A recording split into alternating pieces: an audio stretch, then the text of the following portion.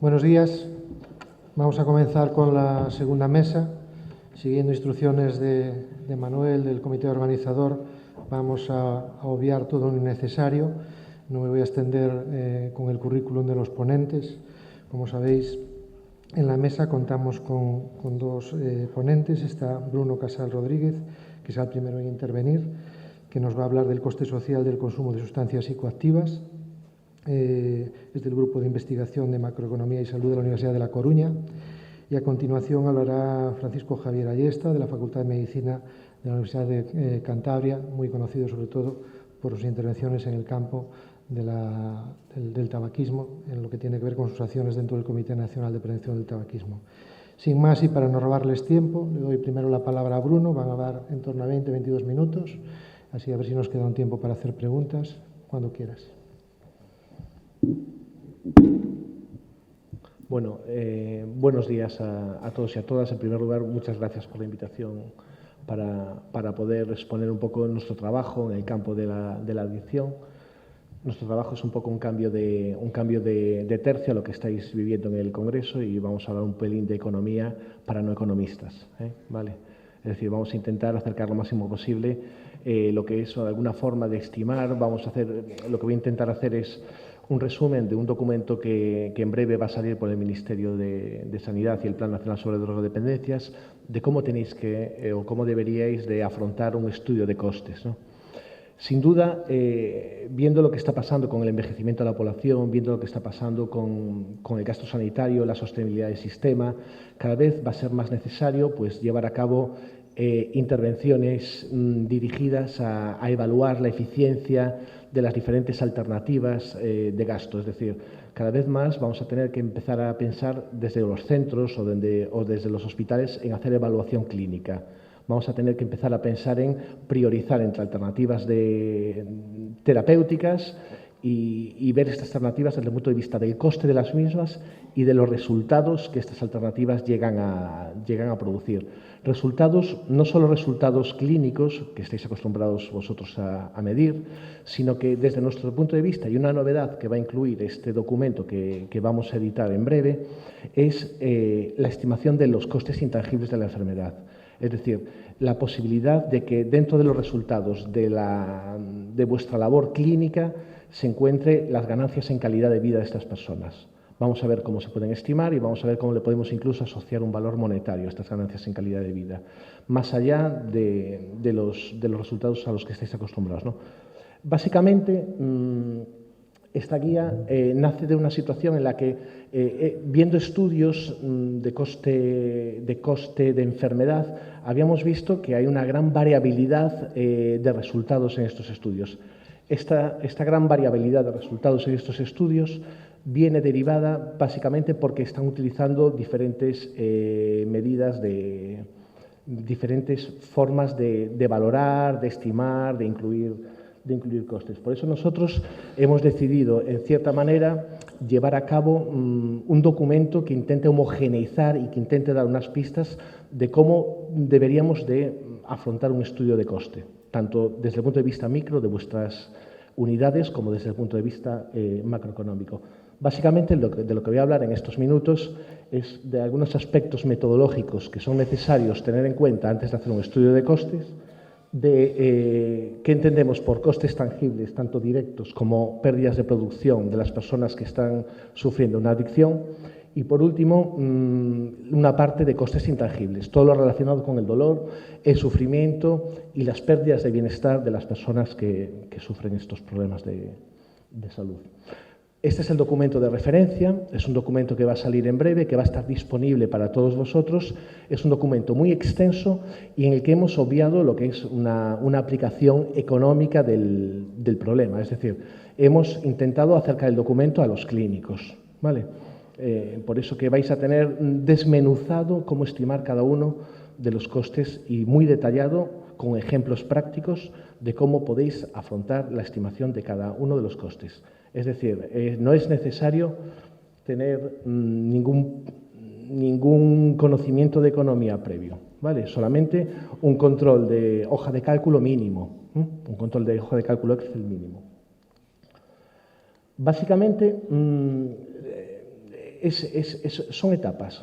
Lo primero que tenemos que identificar son todas las fuentes de coste. Es decir, tenemos que hacer un mapping, un brainstorming, en base a qué costes están relacionados con la adicción. Es decir, desde costes directos, como costes en el hospital, hasta costes indirectos o pérdidas de producción, porque estas personas que están sufriendo este problema pues no pueden trabajar bien en las mismas condiciones o bien porque tienen unas tasas de desempleo superiores a otras personas de su misma edad y de su mismo sexo. La siguiente etapa será una valoración, es decir, vamos a asignarles un valor. En economía siempre intentamos que el valor sea el coste de oportunidad, es decir, el coste de la mejor alternativa posible. No hay costes de oportunidad para muchos costes, entonces nos tenemos que ir a precios. Irse a precios también equivale a un problema, porque hay diferentes aspectos, como el tiempo del cuidado informal de algunas personas que tienen algún tipo de discapacidad, que no vamos a poder tampoco estimarlas. Entonces también nos surge otro problema. Y por último, no deja de ser una multiplicación, precios por cantidades, pero una multiplicación con sus peculiaridades. ¿Vale? Bueno, básicamente todo lo que voy a presentar procede de los costes, de los estudios de coste de enfermedad. Son unos estudios que nacen en los años 60 y que lo que dicen es, vamos a estudiar el coste de una enfermedad porque reducir o mitigar esta enfermedad supondría ahorros para la sociedad. Por eso, en estos costes, o en la presentación que yo os voy a exponer hoy, vamos a describir el campo más amplio de costes posible. Es decir, voy a intentar abordar todos los costes que se pueden asociar a una adicción. No es una evaluación económica, es decir, no estamos comparando el coste con los resultados de las intervenciones. Estamos en la primera fase, ¿vale? Vamos a abordar únicamente la estimación del coste. Podemos también después abordar la estimación de los resultados y llegar a unos ratios que nos digan si una intervención debe financiarse antes que otra intervención o si una intervención es, en estos términos, coste efectiva. Es lo que vamos a plantear. Es decir, tenemos que ver unas consideraciones previas, identificar qué tipo de costes vamos a medir, cómo los vamos a cuantificar, cómo los vamos a agregar y a presentar y, sobre todo, estos análisis de costes siempre tienen que tener un análisis de sensibilidad.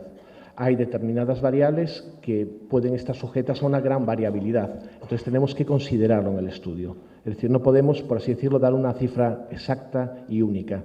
Tenemos que dar un intervalo, por así decirlo, de confianza en el que se estime cada uno de los costes. Y, por último, le tenemos que dar un valor monetario.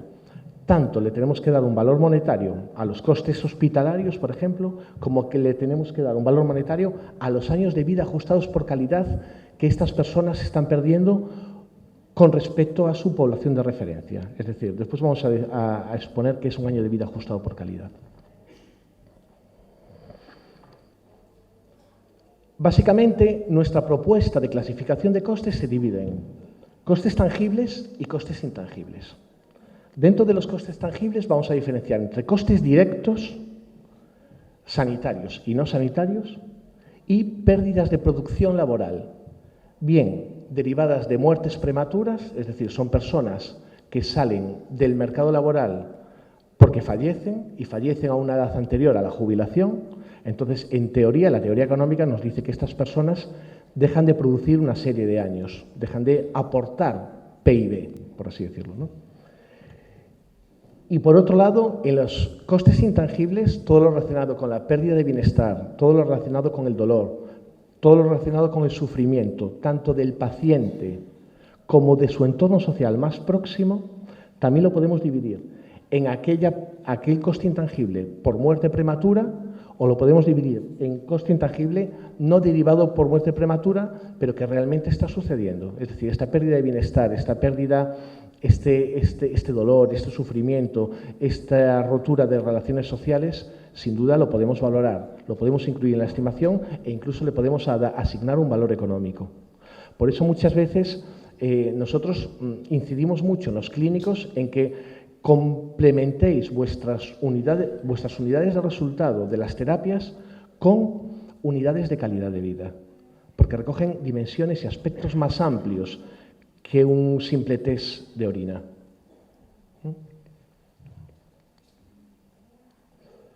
Bueno, en primer lugar, cosas que tenéis que considerar. Es decir, lo primero es la perspectiva del estudio.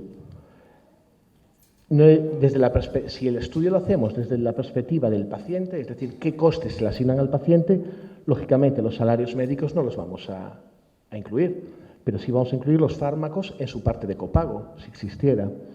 Gastos hospitalarios nos vamos a incluir, pero los gastos hospitalarios sí que los vamos a incluir cuando la perspectiva que adopta el estudio es la perspectiva del Sistema Nacional de Salud.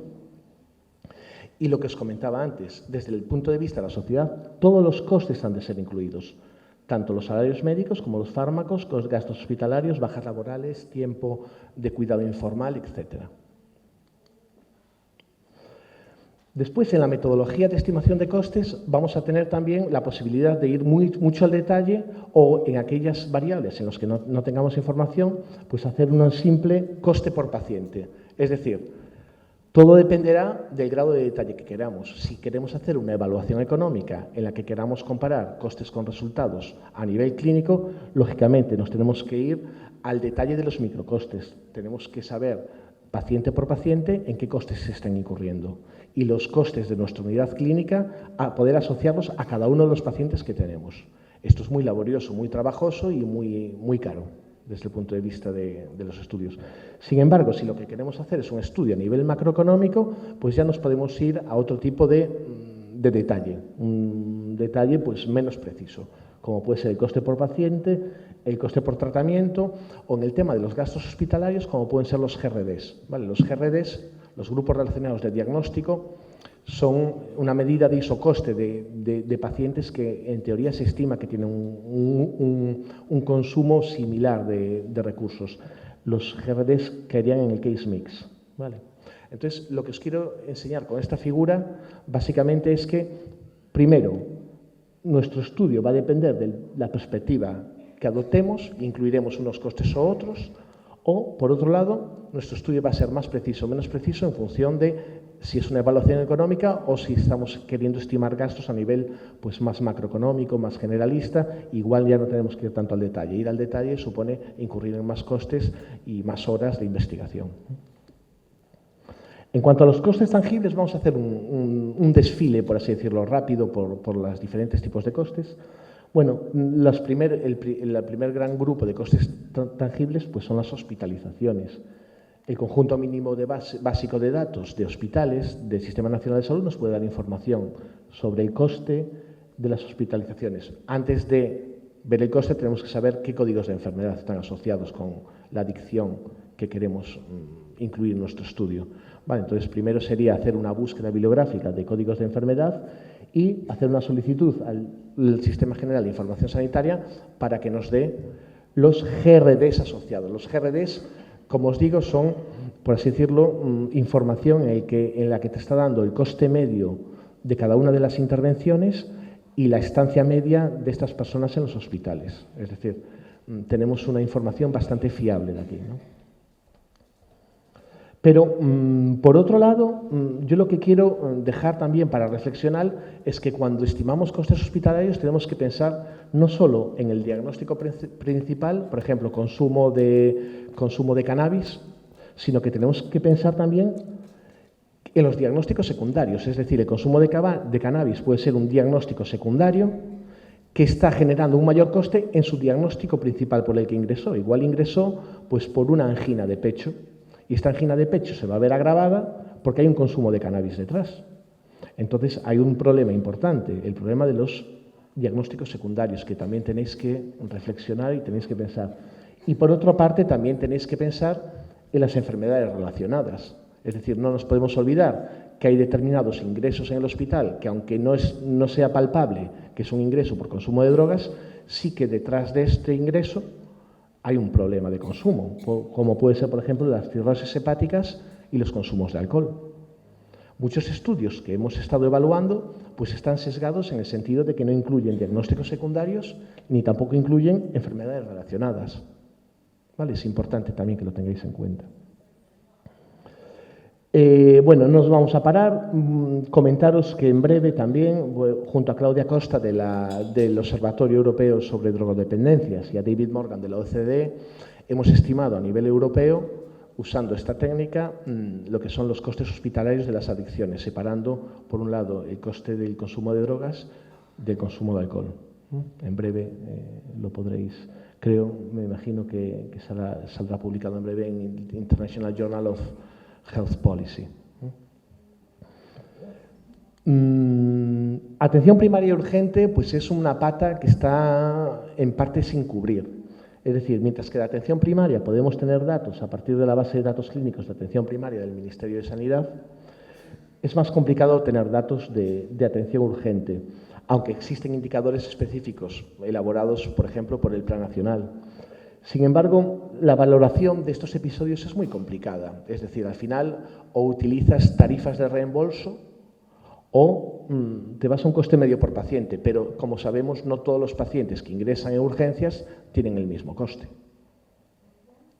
Entonces, también podemos incurrir en un sesgo importante. Esto es una debilidad de la mayoría de estudios de coste de adicción que se están desarrollando en España, ¿vale? El coste de la atención primaria y de la atención urgente. Bueno, los fármacos es bastante fácil, ¿no? Al final, bajo petición de la facturación de recetas médicas del Sistema Nacional de Salud, podemos coger los códigos ATC prescritos, número de envases y precio unitario de cada envase. Esto, en teoría, es fácil de resolver. Puede ser más complejo cuando estamos hablando, por ejemplo, de las terapias antirretrovirales, que son combinaciones de fármacos y que la utilización de unas u otras pues va un poco sujeta a los tipos de pacientes o incluso a la filosofía o a la variabilidad de la práctica clínica en diferentes centros, ¿no? Después, aquí sí que me quería parar un poco, y es el tema de los costes privados. Es decir, cuando hay una adicción, las personas incurren en costes privados, bien consultas y rehabilitación en centros privados, adquisición de fármacos de manera privada. Y aquí surge un problema, es decir, ¿los incluimos o no los incluimos? Entonces, la literatura nos dice que hay dos tendencias, ¿no? Por una parte, se asume que las personas que presentan una adicción tienen total racionalidad e información, es decir, ya están descontando los costes de su adicción. Entonces, según esta corriente de autores, estos costes no se deberían de incluir en los estudios, porque la persona ya está descontando el coste que supone pues, consumir este tipo de sustancias. Pero, por otro lado, asumiendo la racionalidad limitada, es decir, las personas que consumen no son conscientes de la totalidad de costes que va a suponer, tanto en calidad de vida como costes monetarios directos, el consumo de drogas. Entonces, según esta tendencia de autores, sí que se deberían de incluir. Nosotros somos más partidarios de esta segunda opción, sobre todo viendo las estadísticas de inicio en el consumo, es decir, viendo las estadísticas de primer contacto con la sustancia. Personas muy jóvenes, personas que realmente ponemos en duda que tengan un conocimiento completo del coste futuro que le va a suponer estos consumos, ¿no? Y por último, tenemos el tiempo de cuidado informal. Hay personas, consumidores, que realmente llegan a tener una serie de discapacidades que hacen que sus familiares más cercanos tengan que incurrir en costes de cuidado, ¿vale? Entonces, en este sentido, pues es una forma, es un coste más difícil de incurrir, y tendremos que irnos a métodos de encuesta para, en primer lugar, conocer el tiempo invertido, bien el método diario o el cuestionario retrospectivo. Si queréis, en el descanso os explico un poco de qué van estos métodos. Y después, ¿cómo valoramos este tiempo? Lo valoramos con el precio de mercado de un servicio similar al que se está proveyendo por el familiar. ¿Es exacto? ¿Tiene la misma eficiencia un cuidador formal de un cuidador informal? Son sustitutivos perfectos, decimos en economía, ¿no? Hay otras opciones, que son la opción de la compensación monetaria y la disponibilidad a pagar, que se realizan con encuestas en las que lo que se le pregunta al cuidador de estas personas es: ¿qué compensación querrías recibir para mantener el mismo nivel de bienestar que tenías antes de ser un cuidador de esta persona? Claro, tenemos que entrevistar a mucha gente, esto es muy costoso. O el método de la disponibilidad a pagar. ¿Qué cantidad estarías dispuesto a pagar para reducir tu número de horas de cuidado? O sea, no es fácil llegar a estimar esto. En la guía que que va a salir en breve abierta para todo el mundo en la página web del Ministerio, pues os daremos un poco unas pautas de cómo abordar esto, ¿no? Las pérdidas de producción. Hombre, las personas que fallecen a una edad anterior a la que deberían de fallecer, bien por la tasa de supervivencia, y aún encima están falleciendo a una edad anterior de la salida del mercado laboral por jubilación, están perdiendo parte de la sociedad está perdiendo parte de la producción de estas personas si estuvieran trabajando. Entonces, es importante estimar estas pérdidas de producción. Hay dos métodos básicos, que es el método de capital humano, pasa por estimar la masa salarial bruta que esta persona generaría si estuviera trabajando a lo largo del resto de años que le quedarían por vivir hasta los 65 años. Y por otro lado, tenemos la parte de los costes de fricción. Y hay otra serie de autores que dicen, ojo, no es toda la masa bruta, sino lo que se pierde es únicamente el coste de reemplazar al trabajador que ha fallecido por una adicción. El coste del entrenamiento, la pérdida de producción de ese tiempo de sustitución y el coste de entrenar al nuevo trabajador. Vale. Bien, básicamente lo que tenemos que, en este método, lo que tenemos que averiguar es cuántos sobrevivirían de no haber sido adictos, es decir, tenemos que controlar por las tasas de supervivencia, cuántos hubiesen trabajado, tenemos que controlar por las tasas de empleo y cuánto ganarían, tenemos que irnos a línea a estimar la ganancia media anual que tendrían estas personas en un futuro. ¿Vale? Bueno, también en la guía vais a tener opciones para estimar pérdidas de producción no ligadas a mortalidad, personas que están en hospital por una adicción, el absentismo laboral y también el presentismo laboral, es decir, estar en tu puesto de trabajo y no tener la misma productividad que antes de tener este problema de salud. Y por último, en los costes intangibles se trataría de medir la calidad de vida relacionadas con la salud, limitaciones en la vida diaria, dolor, falta de vitalidad y pérdida de bienestar general. No incluir esto en vuestros costes supondría un sesgo importante, porque hay estudios que dicen que hasta el 65% del coste de una adicción son costes de tipo intangible. ¿Vale? Entonces, proponemos el ABAC, año de vida ajustado por calidad, como mejor medida de resultado, como mejor medida de valoración de los costes intangibles. Hay dos instrumentos, el EQ5D y el SF6D, que procede del SF36, que seguro que es el cuestionario que conocéis más, que permiten calcular a través de cuestionarios autoadministrados la pérdida de calidad de vida de estas personas respecto a una población de referencia.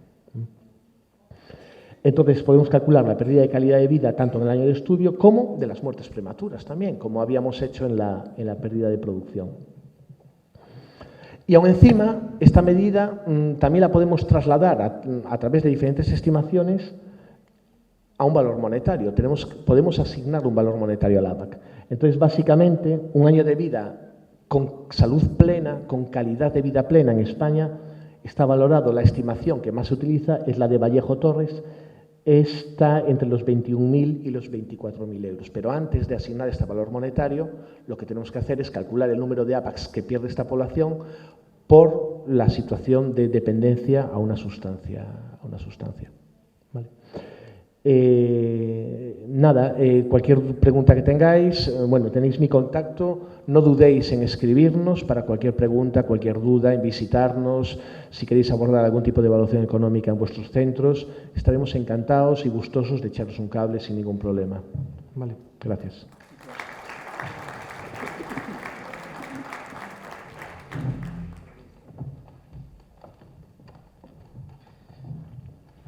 Vamos con la segunda intervención. Le van a poner el micro, a ver si da menos problemas, porque al parecer en traducción están teniendo problemas y hace ruido. Como os decía, Ayesta viene de la Universidad de Cantabria y va a hablar de desnormalización, un concepto clave en salud pública. Bueno. Vale. Muy bien, muchas gracias. ¿Esto cómo se pasa? ¿Tienes un puntero? Ah, gracias.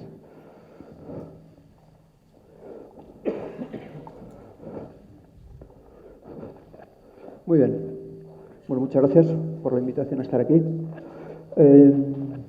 Mi intervención es sobre el concepto de desnormalización. ¿Por qué desnormalizar es importante? Porque todas las industrias que tienen que ver con los consumos de sustancias adictivas, su objetivo clave es normalizar, normalización. Por supuesto no lo dicen, pero no quiere decir que no sea su objetivo clave. Y precisamente por esto, desnormalizar es un concepto clave en salud pública. No solo en salud pública, los problemas de salud pública, por definición, son problemas sociales. Tienen un componente de salud, cosa que viene en el título, pero son problemas sociales. Y desnormalización es un concepto clave en muchos problemas sociales. Muy bien. Bueno, estos son mis potenciales conflictos de interés con industrias del tabaco o similares, o sea, vaping y cosas similares, no alcohol, cannabis, juego o alimentación, no tengo conflictos de interés alguno. Con las farmacéuticas, en ocasiones sí que me he relacionado, no en ningún curso que organizo tiene financiación de la industria, tampoco he ido a ningún congreso pagado por la industria.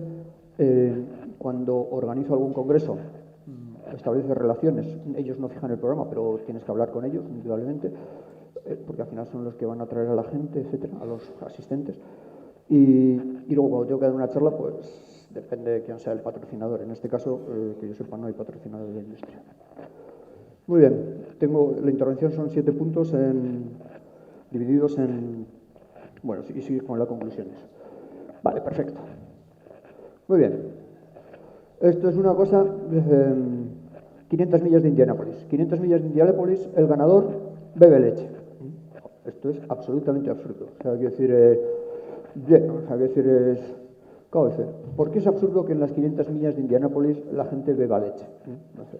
Claro, porque, hombre, celebrar nos choca mucho, o sea, porque celebrar siempre se celebra con champán o cava. O sea, digamos, antes champán era un concepto más amplio, ahora lo han intentado reducir, pero bueno, siempre se celebra con esto, o sea, es lo que habitualmente lo ves. O sea, beber, no sé cuánto bebes, desperdicias bastante, o sea, eso en líneas generales, pero la idea es que los patrocinadores siempre están en ello. ¿Siempre? No siempre. De hecho, la semana pasada, en el Mundial de Rugby, cuando terminó la entrega de medallas y estuvo el rey japonés, estuvo el primer ministro, ya, pero cuando se acabaron yendo del terreno de juego, celebraron con cerveza. Dice, ¿y por qué con cerveza? Pues porque Heineken es el patrocinador del Mundial, ¿no? O sea, aparte de la Champions League de rugby, Heineken es el patrocinador. Entonces dice, ¿tú en virtud de qué? Dice, ¿por qué celebramos con champán? Dice, pues en virtud del patrocinador. ¿Por qué consideramos absurdo celebrar con leche? Vamos, yo detesto la leche, ¿eh? O sea, he de reconocer que no tengo nada a favor de la leche, ni mucho menos. O sea, que lo último que haría en mi vida sería celebrar con leche algo, ¿no? O sea, dice, vamos, es tan absurdo celebrar con leche como celebrar con champán. El champán puede tener un cierto componente de más de extraordinariedad, cosa que a las celebraciones sí que le añades. Bien, muy bien. Y luego siempre esta imagen me hizo mucha gracia, ¿no? Porque es un individuo que pues decidió dejar de beber por los motivos que fueran, de hecho no tenía así especiales motivos, pero decidió y tenía que estar dando continuas explicaciones, o sea, que eso que indica lo normalizado que estás. Pues, ¿y tú por qué no bebes? Porque no me gusta, porque no quiero, y punto. O sea, ¿tienes problemas de alcohol? No tengo problemas de alcohol, o sí, pero me da igual, o sea, es decir, no sé, dice, no tienes por qué dar explicaciones y... Bien. Segundo punto. Cuando uno mira... hombre, esta es una diapositiva, los datos son de 2004, o sea, hace 15 años, pero tampoco han cambiado tanto las cosas en el mundo. Cuando uno mira porcentaje de muertes y de calidad de vida, o sea, atribuible al alcohol, tabaco y a las sustancias ilegales, o sea, alcohol, ilegales, tabaco, estos son en muertes, la parte de arriba, y en los DALIs, o sea, es calidad de vida, sería en las diversas sustancias, ¿no? Entonces, ¿qué vemos? Bueno, pues que en el mundo, dices, miras en muertes, entonces, pues el tabaco se lleva 8,7% de las muertes se llevaba en aquel entonces 8,7%, el alcohol 3,6% y las ilegales 0,4%.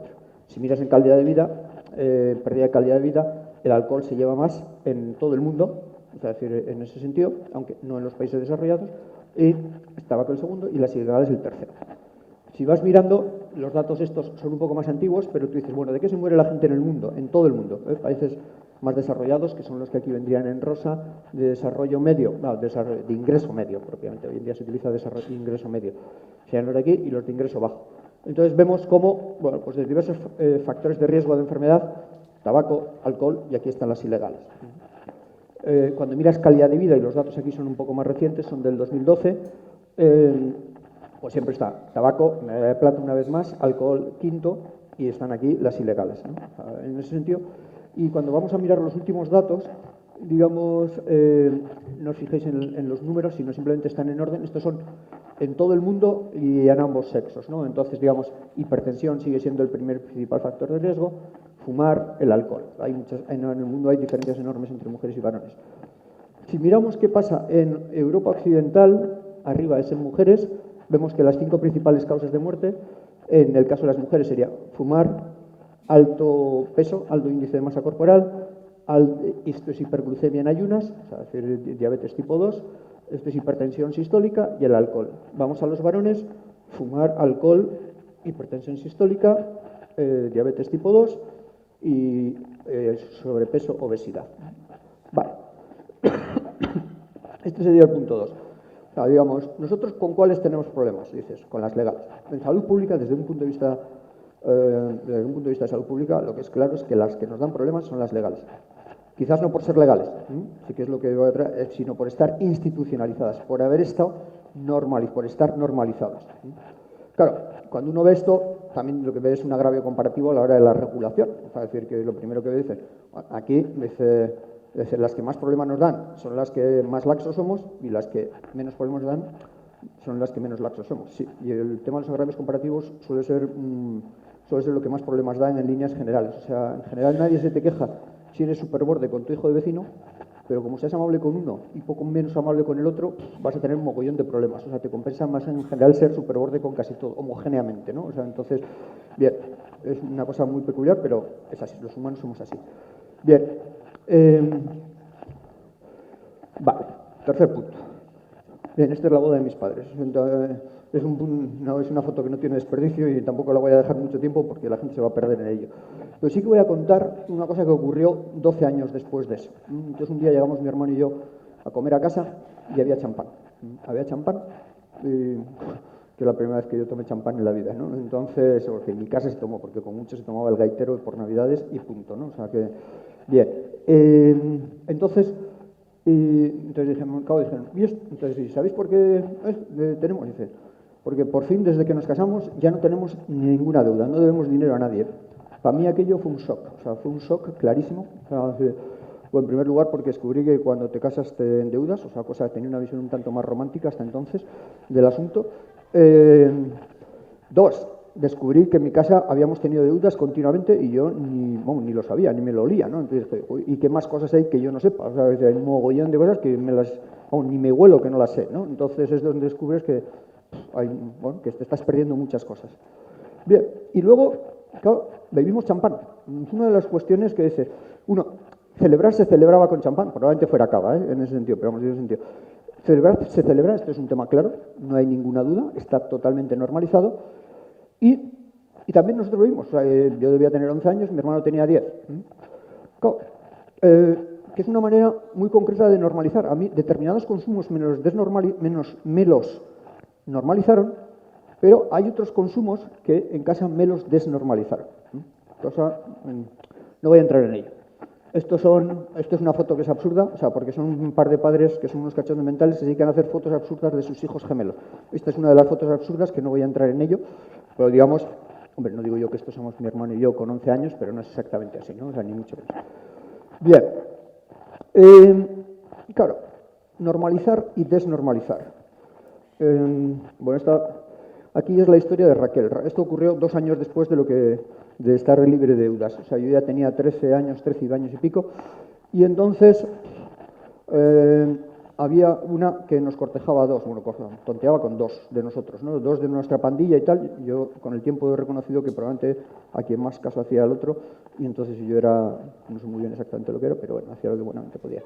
Pero vamos, era Raquel, ¿no? Entonces, bueno, pues un día pasó que estábamos, pues, la pandilla y tal, el típico club social de estos que había, de clase media, que había en Bilbao, y entonces, bueno, resulta que 3 individuos de nuestra edad, de los de 14 años, 13, 14 años, habían intentado forzar a Raquel, ¿no? O sea, es decir, que en ese sentido, Yo siempre he puesto, la foto a mí me parece buena, pero he puesto la foto porque siempre me recordaba, porque ella tenía un vestido que era algo muy parecido a esto. Entonces, pues siempre cuando lo vi esta foto me acordé de ella, ¿no? Entonces, bueno, total, que intentaron forzar, se montó un pollo a la leche. Uno de los 3 era de nuestra pandilla, los otros 2 no. Pues lo típico, guau, guau, guau. Esto era en el 73, más o menos. No, 72. Y bueno, total, que tal. Bueno, al final los echaron del club por 3 meses. A mí lo que más se me quedó grabado fue que cuando salió la sentencia, un reunión ahí de todo hijo de vecino, tal. Bueno, salió pues uno de los 3 eran Ricardo, que era el de nuestra pandilla, era Juan, y Mitchell. Mitchell era un tipo peculiar que andaba por ahí. Entonces salió el padre de Mitchell apoyado, y siempre se me ha quedado la cara de orgullo y satisfacción, sin ánimo de citar a otro tipo de gente, de orgullo y satisfacción que tenía el padre de Mitchell, diciendo, este es mi hijo, macho. O sea, estaba súper contento de lo que había hecho. A mí me fue un shock que fue brutal, o sea, porque ahí también yo descubrí que dices, macho, o sea, que decir, que vamos, que bueno, a posteriori yo creo que lo he descubierto, o sea, que el problema no era Mitchell, sino el padre de Mitchell. A mí, si hubiera hecho yo algo a Raquel, vamos, no se me hubiera ocurrido volver por casa, o sea, decir, tampoco sé muy bien qué hubiera pasado, porque son de estas cosas que descubres con el tiempo, que dices, y si no vas a clase, ¿qué pasa? Pues no sé qué pasa, pero no se me ocurría no ir a clase, ¿no? Entonces, y si hubiera hecho algo con Raquel, ¿qué pasa? Dice, pues no lo sé, pero no se me hubiera ocurrido ir a clase, ¿no? Entonces, pues vamos, me hubiera vuelto, o sea, entonces dices, aquí el problema no era Mitchell, sino el padre Mitchell, sin ninguna duda, ¿eh? O sea, el típico viejo baboso, punto, ¿no? O sea, decir, es...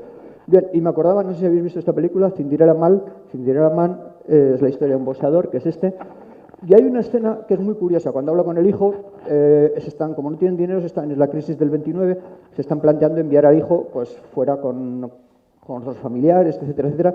Entonces el hijo roba, un momento coge, no sé exactamente qué es lo que roba, pero roba algo, ¿no? Entonces la conversación dice, bueno, entonces el padre le dice, vamos a ver, eso es robar, ¿eh? Y nosotros no robamos, ¿eh? O sea, pase lo que pase, nosotros no robamos, ¿eh?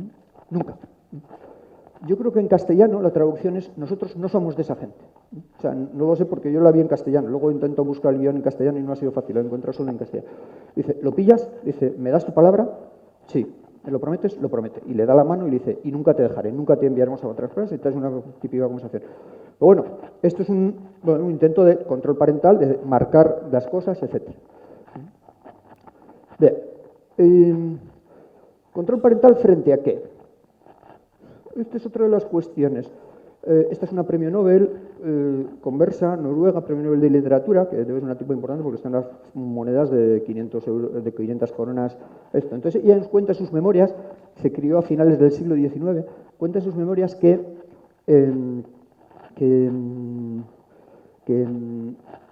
cuando iba a la escuela las profesoras les decían, vosotras tenéis que pensar por vosotras mismas, tenéis que pensar por vosotras mismas, etcétera, etcétera. Y cuenta que cuando pensaban por sí mismas y no coincidía con lo de las profesoras, con lo que pensaban las profesoras se enfadaban. Entonces, es una cosa que yo ya lo había vivido, o sea, que en ese sentido yo siempre era escéptico con todos los que decían que tenéis que pensar por vosotros mismos. Entonces, yo de hecho, cada vez que digo tenéis que pensar por vosotros mismos, me acuerdo de esto y me río por dentro, o sea, porque en el sentido. Pero, dice, tenéis que pensar, claro, cuando las profesoras decían que tenéis que pensar por vosotras mismas, vosotras tenéis que dejar de pensar como piensan vuestros padres, como los han transmitido vuestros padres, vuestras madres, tenéis que pensar como vosotras pensamos. En ese sentido, lo de pensar por vosotras mismas, vete tú a saber lo que es, ¿no? Entonces, hay muchas cosas, vale, en este caso era lo de las profesoras, pero a lo que vamos ahora es a las presiones comerciales, ¿no? Dice, tú tienes que pensar por ti mismo, y hacer caso a lo que te dicen los anuncios. Dice, hombre, bien. Siguiente punto. Hay modas que atentan contra la salud pública, o que generan determinados problemas de salud. No voy a comentar, o sea, es evidente. O sea, la belladona producía pues, una midriasis, o sea, cuando se puso de moda tener unos ojos negros impresionantes, pues tú tomabas belladona y eras muy bien vista. No veías ni nada, pero eras muy bien vista, ¿no? O sea, en ese sentido. Vale, perfecto, ¿no? O sea, en ese sentido. Hay modas que pueden ser absurdas y que pueden no tener problemas de salud. O sea, eso, pues no lo sé. Bueno, no sé cuánto pesa el bolso, eso sí que puede dar problemas de salud, pero bueno, en ese sentido. Pero bueno, hay modas que pueden no asociarse con problemas de salud, pero hay modas que sí que pueden asociarse con problemas de salud. Hay aspectos que pueden asociar con problemas sociales, o con percepciones sociales, o con normalizaciones sociales, o con desnormalizaciones sociales. Esto es un concurso de belleza en la Sudáfrica del apartheid, ¿no? O sea, es decir, la foto lo dice todo, tampoco hace falta comentarlo mucho, ¿no? Entonces, bueno, a veces hay modas, hay presiones sociales que dices, bueno, esto tiene sentido. O sea, pues no tengo yo nada claro que muchas cosas tengan sentido. Luego, esto es una ironía, o sea, que esto es una de las cuestiones, es una ironía que dices, a veces, aunque seamos conscientes de las modas, o decir, no, sí, estamos en contra, luego no hacemos nada, ¿no? Hay que decir en ese sentido. Y todos somos influidos por el concepto de normalización. Esto yo lo viví cuando pasé diversos veranos en Perú. Entonces, en Perú, en muchos sitios, pues el tema este de orinar en la calle, pues estaba como muy... No había muchas restricciones al respecto. Claro, el primer día te choca, pero al tercer día, vamos, estás tú haciéndolo. O sea, vamos, yo directamente, o sea, y ni te lo planteas. O sea, una de las cuestiones me dejó muy alucinado porque es como una evolución como muy clara, ¿no? O sea, es decir, una cosa era muy clara. Y entendí cómo precisamente es importante en las barriadas, pues quizás las que son más marginales, las que tienen menos cuidados, es muy importante cuidar la limpieza. O sea, es decir, es un papel en el suelo, fuera de la papelera, aumenta las posibilidades de que tú eches. O sea, es un reforzamiento. O sea, y una calle limpia aumenta las posibilidades de que tú no lo eches. O sea, es otro tipo de reforzamiento. Y como eso pasa con las pintadas en las paredes, pintadas en muchos sitios, etcétera. Entonces, muchas veces dices, ¿y eso se asocia con delincuencia? Pues sí, la evidencia muestra que eso se asocia con delincuencia. O sea, cuidar aspectos aparentemente que no tienen nada que ver sí que se asocia con una menor delincuencia. Y precisamente las modas son cruciales a la hora de los consumos. O sea, es decir, este es un chiste de Perich muy viejo. Es, tantos años diciendo a la gente que no fume porque es malo para la salud, bueno, 20 años, y ahora todos lo dejan porque han dicho que no está de moda. Es que uno fuma. Bueno, yo soy profesor de farmacología y creo en las adicciones, ¿eh? O sea, no creo que sean constructos sociales. O sea, creo que sí, en ese sentido, bueno, sí que son constructos sociales, pero independientemente son más cosas. Digo, hay muchas cosas, hay un factor de moda. O sea, los consumos tienen mucho que ver con moda. Muy bien. Cuando hay intereses comerciales, 15 minutos debo llevar ya, ¿no? Me tenéis que avisar cuando lleva 15 minutos. ¿Cuánto llevo? 17, vale. Es que es importante porque... cuando hay intereses comerciales por detrás, la normalización habitualmente se consigue a través de la publicidad, promoción y el patrocinio. Esto lo hemos visto claramente en tabaco y en alcohol, sin ninguna duda. Vamos a ver, publicidad, promoción y patrocinio en sus muy diversas maneras. O sea, no estoy hablando solo ahora de anuncios, sino que alguien salga en una película fumando. Es decir, y fumando en momentos de estrés, o diciendo lo malo que es el tabaco, pero que sigue fumando, o bebiendo en circunstancias, en momentos para afrontar determinados estados de ánimo negativos, que no es casual. Bueno, en una película nada es casual, igual que en un anuncio, que nada es casual, ¿no? En ese sentido. Bien, publicidad a través de entrevistas. Entrevistas, como todos sabemos que los diversos semanales que salen el fin de semana, salvo algún artículo, quizás todos los demás son publireportajes, promoción de un sitio de turismo, promoción de un libro que va a salir, promoción de una película que va a salir, te lo disfrazan de noticia, pero son todo promociones. Bien, y quería tratar otro tema, que es, bueno, ¿qué ocurre este año en la Premier League? Bueno, ¿qué ocurría? Ocurre que de los, creo que son 20 equipos, la mitad tienen el principal patrocinador, es una casa de apuestas. ¿Qué pasaba en el 92-93? Pues, bueno, había alcohol, pero no había ninguna apuesta. O sea, las cosas han cambiado mucho en estos 27 años. Bueno, mucho, han cambiado radicalmente. O sea, de hecho, hay un club que su dueño es una casa de apuestas, ¿no? Y luego, de hecho, hay algún otro club que esta camiseta se acabó quitando, pero también era una casa de apuestas. ¿Qué pasa en España? En España, de los 20 equipos de la Premier... No, entonces si en España hay 20, en la Premier League debe haber 18. Vamos, en cualquier caso, en España hay 20 equipos. De los 19, esto es la temporada pasada, de los 20, 19 tenían algún tipo de convenio con casas de apuestas. No es el principal sponsor, pero todos, incluso el propio Athletic de Bilbao, ¿no? ¿Qué le vamos a hacer, no? O sea, que el único que no tenía era la Real Sociedad. Vale. Incluso el único que no tenía la Real Sociedad es que lo había tenido con 3 años antes con Quirolbet. Bien. Vale. No voy a entrar. Este año, ¿qué ocurre? Este año ocurre que de los 20 equipos, hay 3 que no tienen patrocinador especial, porque quizás la Real porque no quiso y los otros 2 porque están más colgados. Pero bueno, de los otros 17, 7 tienen casas de apuestas. El Valencia, Big Win, Alavés, Betway, Leganés, Betway, Levante, Betway, Mallorca, Betpoint, Osasuna, Quirolbet, y ya no me acuerdo, se me ha ido uno por el entremedio, pero, sí, el Sevilla, Marathon Bet. Entonces, son 7 de los 17. Dices, uy, te llama. El propio Madrid ahora no lo tiene, pero lo tuvo en su momento, etcétera. Dices, uy, aquí tienes la sensación de que es un campo que está creciendo, bueno, que la sensación no es un campo que está creciendo desproporcionadamente rápido, desproporcionadamente porque ocupa una gran parte de la promoción. Dices, y vamos a ver, ese dinero sale de algún sitio. Es decir, la Real, los socios de la Real en asamblea decidieron no coger 2,5 millones de euros de la casa de apuestas que se le ofrecía. Entonces, eso es una asamblea. O sea, es decir, renunciar a 2,5 millones de euros de patrocinio, ese es un club que tampoco es que le sobre el dinero. O sea, en ese sentido, pues, hay que ver. Bien, bueno, estos son Sevilla y Valencia, pero es por poner algunos. Claro, y no solo eso, sino que el tema de las apuestas es un problema y cada vez un problema social grave, que no solo las apuestas deportivas, sino el juego en general. ¿Dónde se abren los juegos? Pues en las barriadas más pobres de todas las ciudades. O sea, en un sentido, si uno mira Santiago, bueno, yo no conozco, pero si miras Santiago, Vigo, bueno, llamar Santiago ciudad igual es demasiado, pero no voy a entrar en este tema en este instante.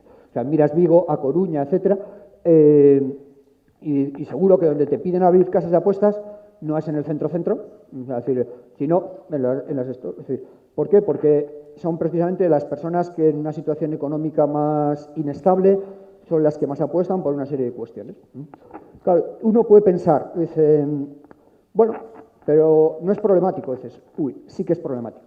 La semana pasada el Economist, que no lo he traído, pero sacaba un estudio sobre bebe con moderación, es tu responsabilidad.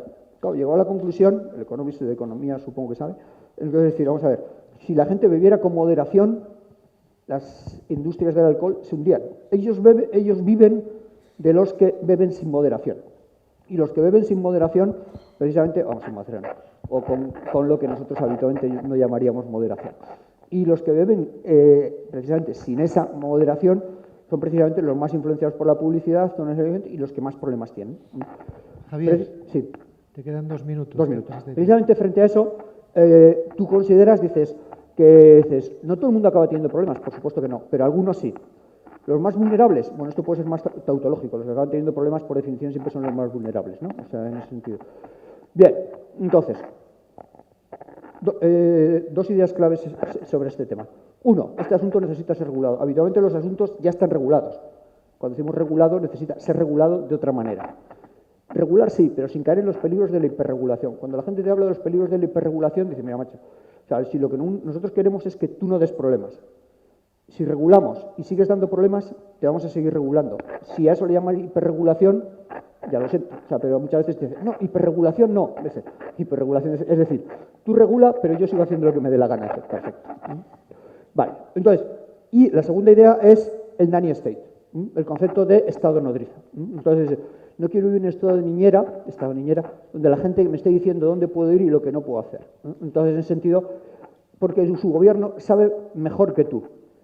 Bueno, aquí hay una cuestión, o sea, es decir, hay toda una serie de presiones, intereses comerciales y las mejores mentes, o sea, es decir, que tienen interés en que tú consumas. Si tú consumas una serie de sustancias, y aquí tienes el Big Tobacco, Big Alcohol, digo porque es el tema que nos toca decir, tenemos el Big Cannabis en breve, o sea, dicho esto, aunque todavía no hablo de cannabis ni pienso hablar, pero es decir, esto evidentemente les toca. Es decir, en ese sentido dices, no es el Estado, es decir, vamos a ver, hay que, frente a determinadas técnicas predatorias que tienen determinadas industrias, que por supuesto las disfrazan de una manera, tú tienes que defenderte, y quien más sabe, en alguna, los que somos o pasamos por expertos en salud pública, tienes que hablar. Entonces, en las cuestiones. Bien, voy a pasar de las cuestiones de prevención. Conclusiones. 1. Las grandes empresas luchan por la normalización de los consumos. Obviamente, no dicen que lo hacen solo por ganar dinero. Obviamente, ellos están defendiendo nuestras libertades, no hay ninguna duda a ese respecto. Entonces, uno lo que no puede hacer es chuparnos el dedo a este respecto. O sea, en ese sentido, yo creo que es una de las cuestiones claves.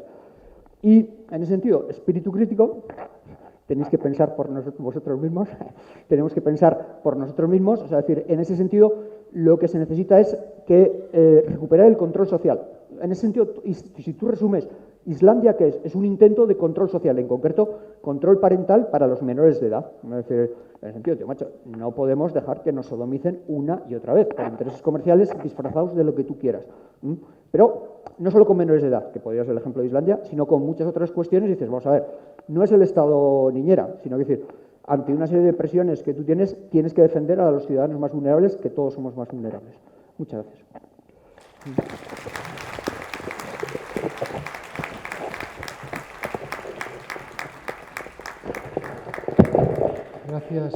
Gracias por ajustaros al tiempo, ya sé que es justo. Tenemos un momento para hacer al menos 2 preguntas, si queréis una para cada ponente.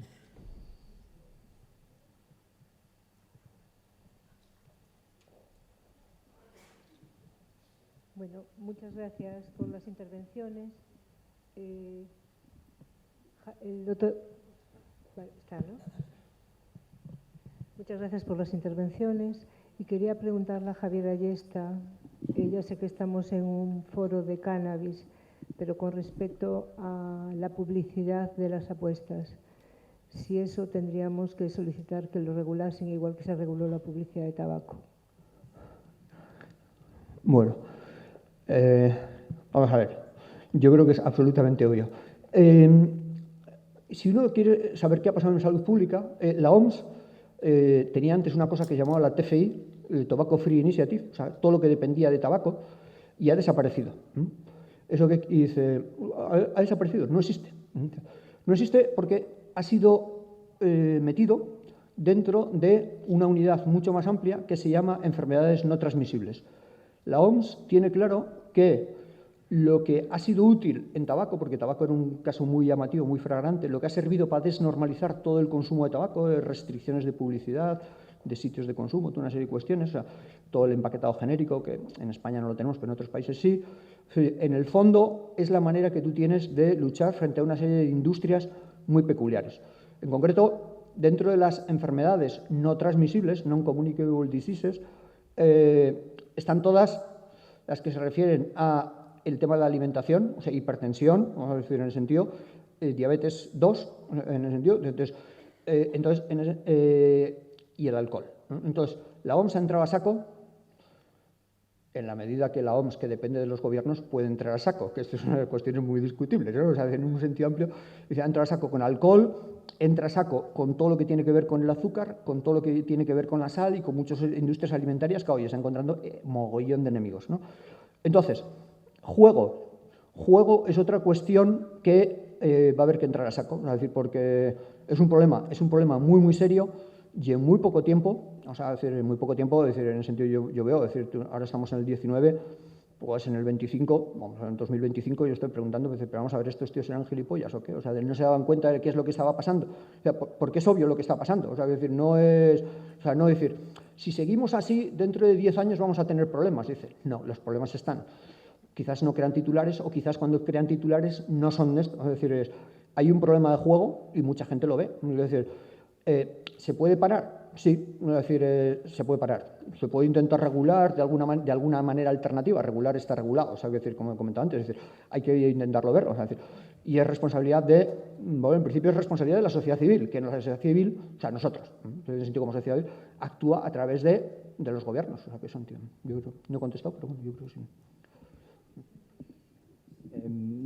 Bruno, quería preguntar.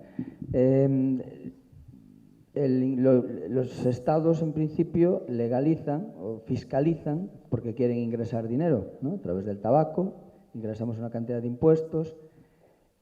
La cuestión es, ¿ese dinero que se ingresa por tabaco compensa el gasto sanitario que produce el tabaquismo? Lo mismo sucede con el alcohol. La pregunta es, ingresa al Estado un montón de dinero con los impuestos de alcohol, ¿compensa el gasto sanitario que genera el alcohol? Y por último, ¿qué está pasando en los países, o si tienes información de lo que está pasando en países como Uruguay, como varios estados de Estados Unidos, que han legalizado el cannabis y los problemas de sanitarios que han aparecido, ¿compensa realmente lo que ingresa al Estado por esos impuestos? Bien, sin duda, respecto a la primera pregunta que formulas, en el tema de los impuestos, la imposición sobre el alcohol, la imposición sobre el tabaco no deja de ser en parte una imposición que tiene un carácter disuasorio, con lo que el efecto de recaudación de esta imposición es mínimo, si lo comparamos con otra serie de impuestos. Es decir, lo que el Estado ingresa por venta de alcohol, por venta de tabaco, es mínimo. ¿Compensa lo que es el gasto sanitario? Ni por asomo lo compensa.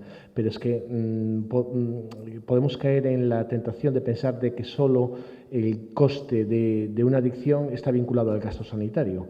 Es decir, tenemos que pensar que hay otra serie de costes que, como los que hemos presentado, como son las pérdidas de producción laboral o como son los costes intangibles, para mí mucho más importantes, que aún encima desbalancean aún más esta situación. Es decir, no compensa el coste hospitalario y si pensamos desde un punto de vista más amplio en términos de costes intangibles, ni por asomo. Es decir, es mi primera respuesta a tu pregunta. Respecto a la legalización, no tengo datos sobre esto, pero tenemos que empezar a pensar también en otro problema que existe y que son sustancias totalmente legales, que es la adicción a los opioides. Vemos el drama que está sucediendo ahora mismo en Estados Unidos y el incremento bestial en las tasas de mortalidad debidas a un consumo de fármacos prescritos. Entonces, respecto al tema cannabis no tengo información, pero sí que es un campo muy interesante de estudio y de investigación el tema de la mortalidad y de los costes de esta mortalidad asociadas a los opioides prescritos desde los clínicos. 2 segundos. Sí, 2 segundos.